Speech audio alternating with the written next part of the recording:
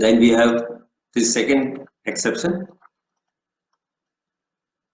A promise made to compensate a person who has already voluntarily done something for the promiser or something which the promiser was legally compellable to do. So even though there is no consideration for the promise now being made by the promiser, but even before this event of making of the promise, something has already been voluntarily done for the promiser.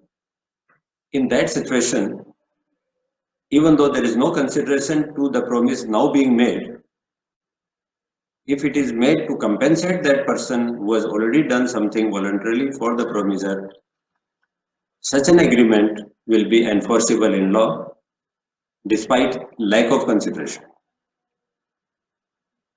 What has already been done voluntarily is not a consideration minded, because the definition of consideration, if you recall, consideration is something which is done by the promisee or by some other person, but on the asking of the promiser.